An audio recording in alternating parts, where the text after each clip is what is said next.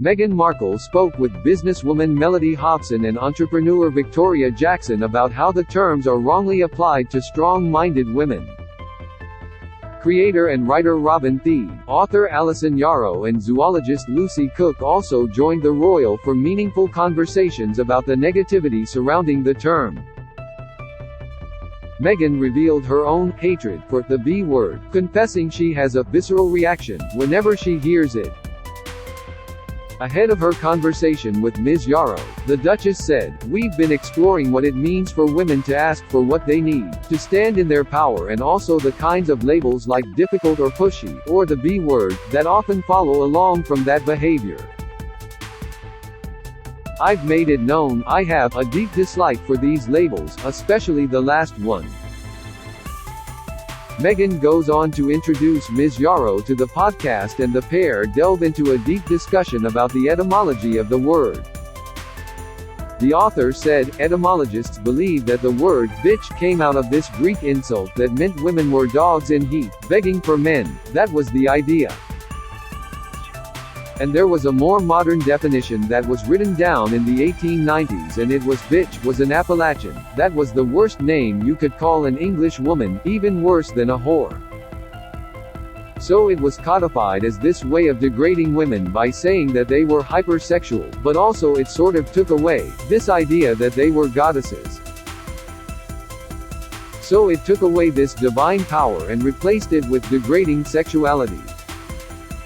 Read more. Meghan requested to live in Windsor Castle and Queen deemed it inappropriate. Meghan has a visceral reaction to a certain label that plagues women. Image, Getty Images. The Duchess of Sussex discussed the label on the latest episode of Archetypes. Image, Spotify. Prince Harry completely and utterly taken over by Meghan Markle. Expert claims Prince Harry and Meghan Markle got married in May 2018, less than 2 years after they first met.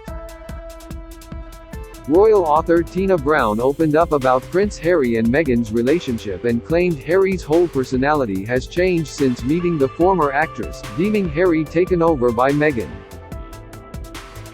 Find out more here. The pair go on to discuss the 90s and early noughties, describing it as a time when a new, modern type of woman was emerging, a woman who was getting married at a younger age, completing higher education and entering the workforce.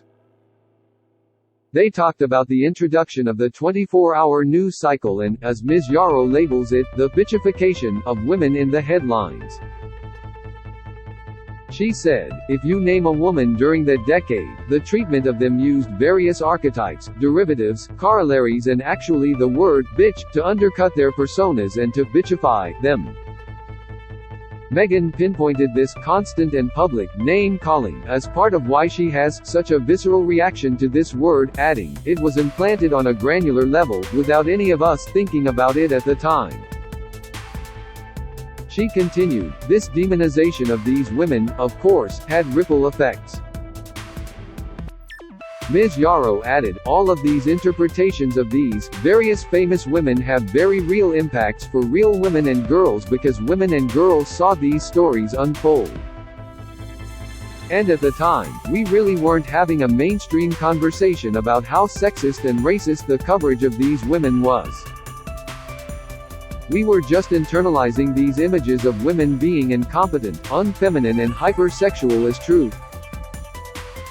And so that really impacted what we perceived as being possible for our own lives." Meghan had a successful career during the noughties. Image, Express. Co.uk.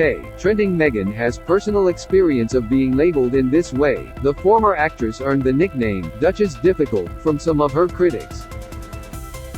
She is understood to have been given the moniker while she was still working on behalf of the royal family due to her constant requests for her aides.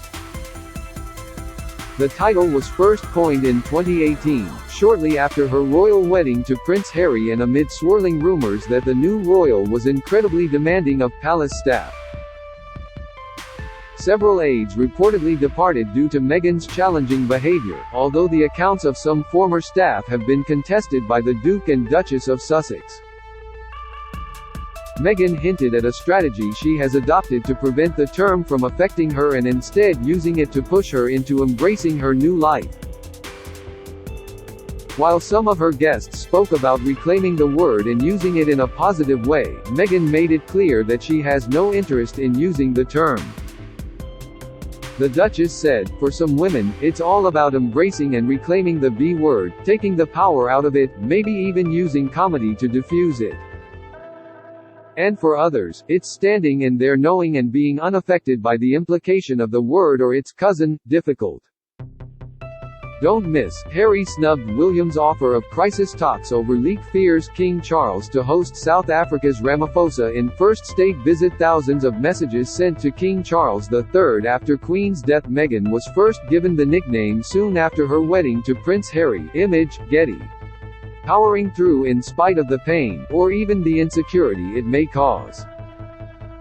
And sometimes using the dig for drive, getting them closer to their goal, building a business, a career. Meghan suggested the labels are often used as a deflection from the awesome traits some women have.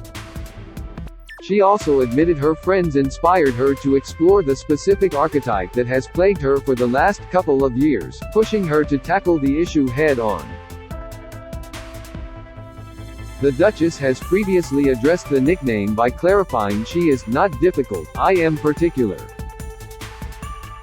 In an episode of Archetypes last month, Meghan spoke to American actress Issa Rae, comedian and writer Ziwa and Professor Emily Bernard, to discuss some of the stereotypical labels attached to black women. During the podcast, the Duchess said, "Just say what it is you need, you are allowed to set a boundary, you are allowed to be clear. It does not make you demanding, it does not make you difficult, it makes you clear." Meghan has insisted she is not difficult but admits to being particular. Image, Getty.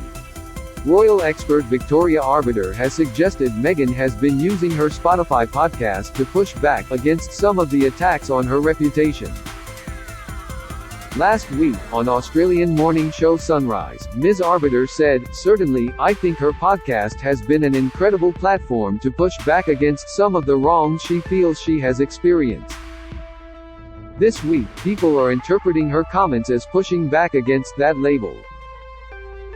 It was coined in 2018 following rumors Meghan was quite difficult to work with.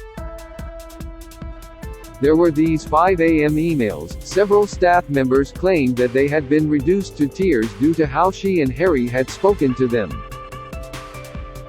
These claims have been strenuously denied by the Sussexes. With the podcast, it is an opportunity to kind of get her version in there, probably not in quite the same blatant way that we have seen through the interviews, such as with Oprah Winfrey, but still an opportunity to lay it straight as she sees it.